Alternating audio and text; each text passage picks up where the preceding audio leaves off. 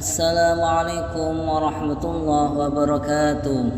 Jumpa lagi sahabat di Hajar Channel.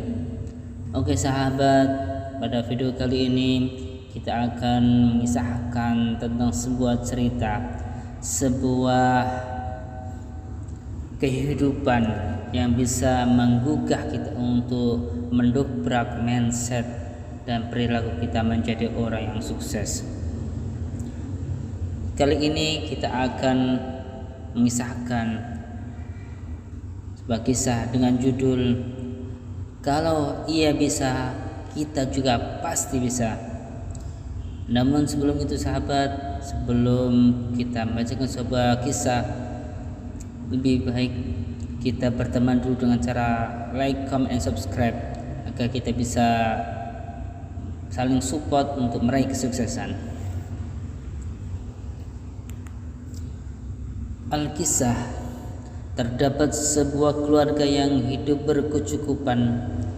Pekerjaan sang ayah di keluarga itu adalah jual beli mobil bekas, yang membeli dan memperbaiki mobil bekas untuk kemudian dijual kembali. Pekerjaan tersebut adalah sumber penghasilan utama bagi kelangsungan hidup keluarga itu, termasuk membiayai seorang anak perempuan yang pada saat itu sedang berjuang menempuh studi di tingkat university. Seiring berjalannya waktu, perekonomian di keluarga itu mengalami keguncangan. Banyak kejadian yang membuat kehidupan keluarga itu terpuruk.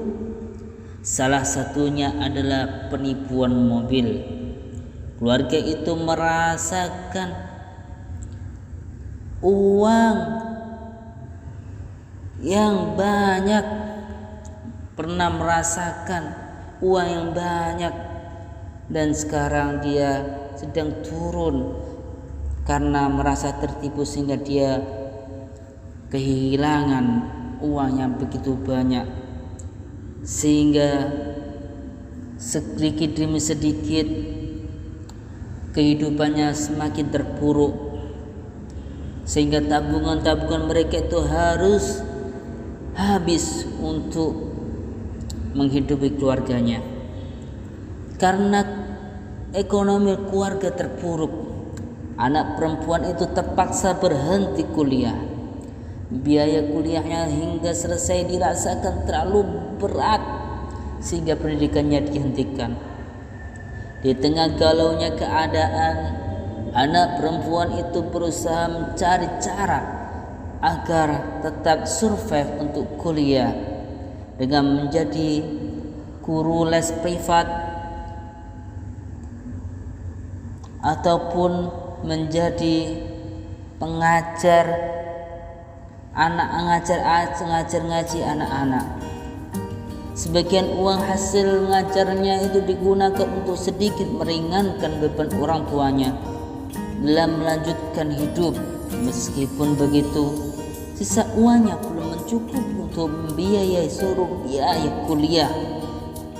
Kemudian ia mencoba untuk mengikuti program beasiswa di Surabaya di universitasnya. Hari demi hari telah terlalu, namun belum ada hasil pengumuman penerima beasiswa. Akhirnya penantian panjang itu membuahkan hasil. Ia berhasil mendapatkan beasiswa itu, sehingga ia bebas biaya hingga studinya selesai. Rasa ungkapan syukur terpancar dari wajah anak perempuan itu. Di saat tengah berbahagia karena meraih beasiswa, ternyata ujian kehidupan anak perempuan itu belum juga berakhir. Salah satunya, ada orang dalam yayasan itu mengatakan bahwa ada persyaratan khusus untuk mendapatkan beasiswa itu, yaitu harus menjadi penjaga perpustakaan setiap hari. Orang itu tidak menyukai anak perempuan tadi dengan tanpa alasan yang jelas. Anak perempuan itu pun menurut dan ikhlas menjalani kuliah sampai sambil menyambi pekerjaan sebagai penjaga perpustakaan. Ia diperlakukan semena-mena. Kerap kali ia menerima perkataan yang pedas dan amarah. Hari-harinya penuh dengan air mata, linangan air mata, sehingga dirinya menuntut keadilan atas semua ini. Tak terasa 2 tahun berlalu, studinya telah mencapai tingkat akhir. Perjuangan si anak membuahkan. Perjuangan perempuan tadi membuahkan hasil yang sangat membanggakan. Ia menyelesaikan studinya sebagai mahasiswa terbaik sekaligus menduduki peringkat pertama di universitasnya. Air mata haru dan rasa syukur tertumpah pada acara wisuda berlangsung. Anak perempuan itu menghadiahkan setangkai bunga mawar merah cantik kepada papa dan mamanya karena begitu amat besar perjuangan dan kasih sayang orang tua, sehingga ia bisa menuntaskan, menyelesaikan studinya di universitas. Beberapa waktu kemudian ia diterima bekerja pada sebuah perusahaan dan karirnya terus menanjak karena mulianya hati anak perempuan itu. Hingga saat ini ia menopang kehidupan keluarganya dengan memberikan seluruh gajinya untuk papa dan mamanya. Karena berkat doa mereka, ia dapat menyelesaikan dan melewati lembah rintangan itu dengan baik. Pembaca yang budiman, memberi adalah sebuah kata sederhana, namun hanya sedikit orang yang memahami makna dari memberi. Jika kita berhati tulus untuk memberi, pasti kita dimampukan untuk memberi karena Tuhan pasti melebihkannya. Tulus dan ikhlaslah dalam memberi.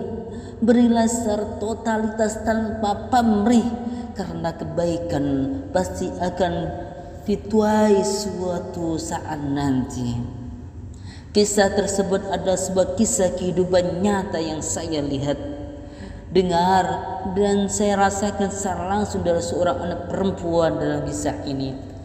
Atas izin dialah saya mencoba menuangkannya dalam buku ini dan berharap semoga kisahnya ini dapat menginspirasi bagi para pembaca bahwa menjalani perihnya kehidupan ini tidaklah mudah, namun Tuhan tidak pernah meninggalkan kita sendiri. Saya ulang lagi, namun Tuhan tidak pernah meninggalkan kita sendiri, wahai kawan. Namun Tuhan, yaitu Allah Subhanahu wa Ta'ala, tidak akan pernah meninggalkan kita sendiri. Jalanilah kesulitan hidup ini dengan sebaik-baiknya, dengan diiringi dengan ikhtiar dan doa. Mintakan doa kepada orang tua kita, kepada guru-guru kita. Semoga kesulitan yang kita hadapi, Allah bukakan solusi yang terbaik bagi kita. Amin amin ya rabbal alamin. Sekian dulu para sahabat Hajir Channel. Semoga kisah tadi menggugah kita, membuka cakrawala kita, membuka hati dan pikiran kita, agar kita tetap semangat menjalani hidup ini, agar kita tetap menguatkan iman dan ketakwaan kita kepada Allah Subhanahu wa Ta'ala. Semoga dengan kuatkan iman dan takwa kita, Allah memberikan solusi jalan keluar dari permasalahan problematika kehidupan kita. Amin amin ya rabbal alamin. Sekian dulu saya akhiri. Wallahul muwaffiq ila aqwamit thoriq. Assalamualaikum warahmatullahi wabarakatuh.